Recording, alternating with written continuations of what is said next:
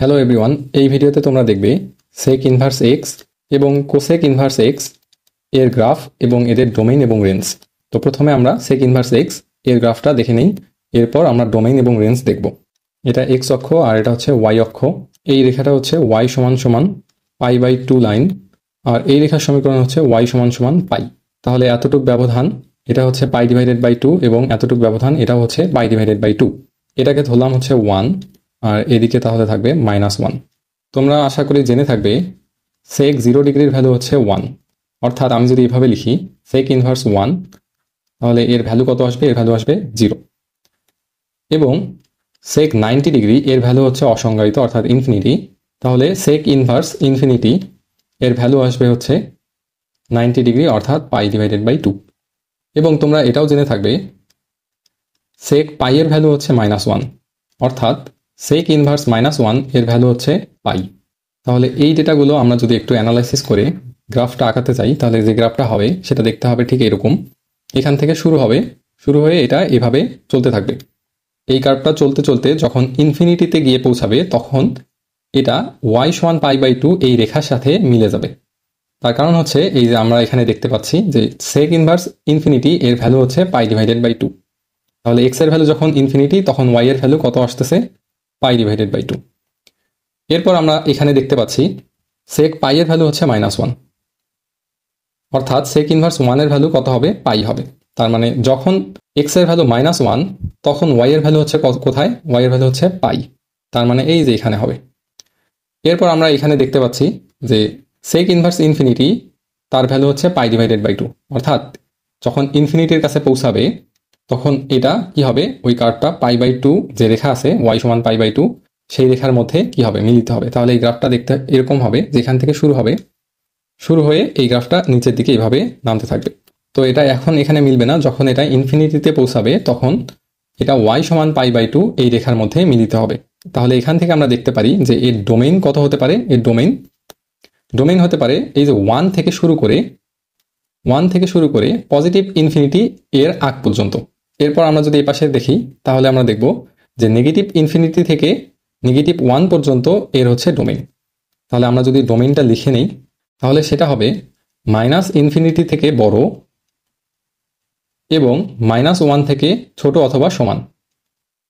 এবং আমরা যদি আরেকটা দেখি তাহলে সেটা কত? সেটা হলো 1 থেকে শুরু করে পজিটিভ ইনফিনিটি এর আগ পর্যন্ত। তাহলে আমরা এভাবে লিখতে পারি যে 1 থেকে শুরু হবে, তাহলে 1 থেকে বড় অথবা সমান এবং পজিটিভ ইনফিনিটি থেকে ছোট হবে।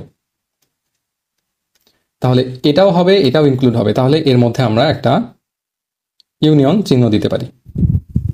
তাহলে আমরা এই অংশটুকুকে এভাবে লিখতে পারি, ফার্স্ট ব্র্যাকেট দিয়ে -ইনফিনিটি, -1, এখানে দেব থার্ড ব্র্যাকেট।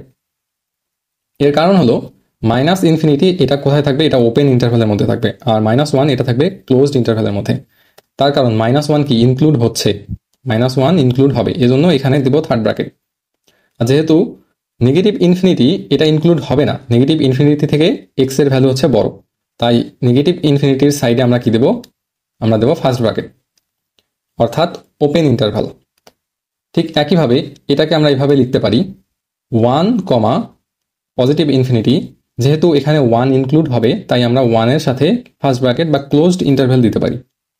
যেহেতু ইনফিনিটি ইনক্লুড হয় না, ইনফিনিটি থেকে ছোট হয় এক্স এর ভ্যালু, তাই আমরা এখানে কি করব? আমরা ফার্স্ট ব্র্যাকেট বা ওপেন ইন্টারভ্যাল দেব, আর এদের মাঝখানে আমরা কি দেব? ইউনিয়ন চিহ্ন দেব। তাহলে তোমরা ডোমেইনকে এভাবেও লিখতে পারো, আবার এভাবেও লিখতে পারো, এটা তোমাদের ইচ্ছা। এরপর যদি আমরা রেঞ্জ বের করি তাহলে রেঞ্জটা কত হবে? দেখো তো রেঞ্জটা কিসের মধ্যে? রেঞ্জটা কিন্তু এতটুকু ব্যবধানের মধ্যেই আছে, কিন্তু এখানে কোন জিনিসটা ইনক্লুড হচ্ছে না? দেখো এখানে ডোমেইনের মধ্যে কোন জিনিসটা ইনক্লুড হচ্ছে না? একটা হচ্ছে পজিটিভ ইনফিনিটি আর একটা হচ্ছে নেগেটিভ ইনফিনিটি। পজিটিভ এবং নেগেটিভ ইনফিনিটির ক্ষেত্রে ওয়াই এর ভ্যালু কত আসছিল? π/2। এই যে দেখো ওয়াই এর ভ্যালু কত আসছে? π/2। যেহেতু ইনফিনিটি ইনক্লুড হয় নাই তাই π/2 এটাও ইনক্লুড হবে না, এটা রেঞ্জের মধ্যে ইনক্লুড হবে না। এইটা ব্যতীত বাকি যে পোর্শনটুকু আছে তার পুরোটাই কি হবে? রেঞ্জের মধ্যে ইনক্লুড হবে। তাহলে রেঞ্জ আমরা এভাবে লিখতে পারি 0 থেকে বড় এবং পাই থেকে ছোট, কিন্তু এখানে কি ইনক্লুড হবে না? এখানে y is not equal to π/2, অর্থাৎ π/2 ইনক্লুড হবে না। তো এটাকে তোমরা এভাবেও লিখতে পারো 0, π/2, যেহেতু π/2 ইনক্লুড হবে না তাই এখানে ওপেন ইন্টারভ্যাল, আর 0 ইনক্লুড হবে তাই এখানে ক্লোজড ইন্টারভ্যাল।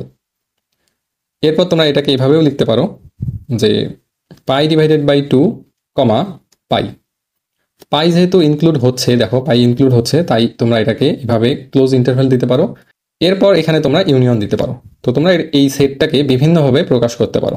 আশা করি বুঝতে পারছো। এবার আমরা দেখব কোসেক ইনভার্স এক্স এর গ্রাফ। তো এটা ছিল সেক ইনভার্স এক্স এর গ্রাফ।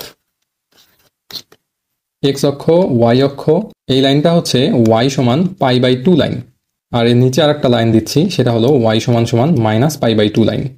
কোসেক ইনভার্স এক্স এর যে গ্রাফটা হয় সেটা দেখতে এরকম, যে এই পয়েন্টটাকে আমরা যদি 1 ধরে নিই আর এদিকে হচ্ছে -1, তাহলে কোসেক ইনভার্স এক্স এর যে গ্রাফটা হয় সেটা দেখতে ঠিক এরকম হবে।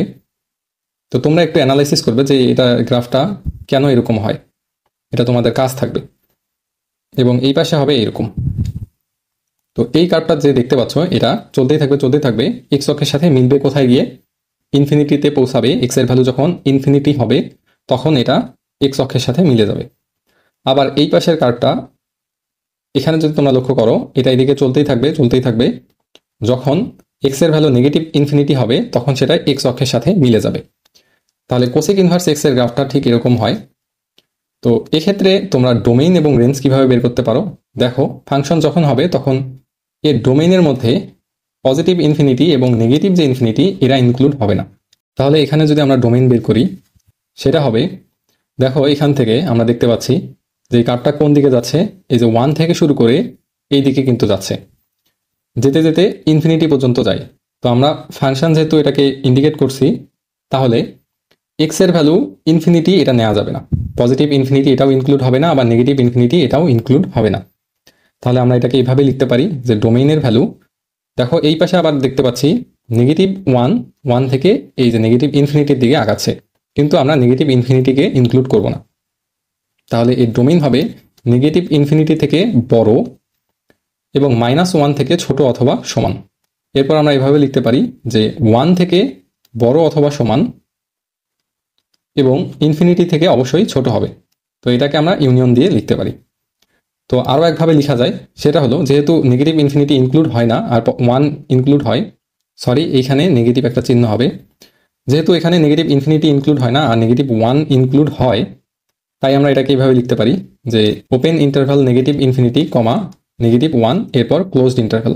ইউনিয়ন দিয়ে আমরা এইভাবে লিখতে পারি যে এটাকে এইভাবে লেখা যায় 1 কমা ইনফিনিটি, যেহেতু 1 ইনক্লুড হয় তাই এখানে ক্লোজড ইন্টারভ্যাল, আর পজিটিভ ইনফিনিটি ইনক্লুড হয় না তাই এখানে ওপেন ইন্টারভ্যাল। তাহলে আমরা ডোমেইন বের করে ফেলছি, এখন আমরা রেঞ্জটা বের করব। তাহলে এখানে যে রেঞ্জটা হবে সেটা হলো এই যে এতটুক ব্যবধান, কিন্তু এখানে কি ইনক্লুড হতে পারবে না, এখানে y সমান সমান 0 এটা ইনক্লুড হতে পারবে না।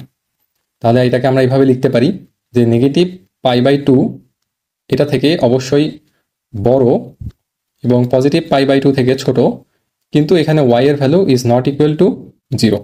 তাহলে আমরা এটাকে এভাবে লিখতে পারি। আবার আমরা যদি ক্লোজড ইন্টারভ্যাল এবং ওপেন ইন্টারভ্যালের মাধ্যমে লিখতে চাই তাহলে এভাবে লিখতে পারি যে -পাই ডিভাইডেড বাই 2 কমা 0, যেহেতু 0 ইনক্লুড হয় না তাই এখানে ওপেন ইন্টারভ্যাল, আর -পাই বাই 2 ইনক্লুড হয় তাই ক্লোজড ইন্টারভ্যাল। এবং আমরা এটাকে এভাবে লিখতে পারি 0 কমা পাই ডিভাইডেড বাই 2, 0 ইনক্লুড হবে না তাই এখানে ওপেন ইন্টারভ্যাল, এবং পাই ডিভাইডেড বাই 2 ইনক্লুড হয় তাই ক্লোজড ইন্টারভ্যাল। আর এদের মাঝখানে আমরা ইউনিয়ন চিহ্ন দিব।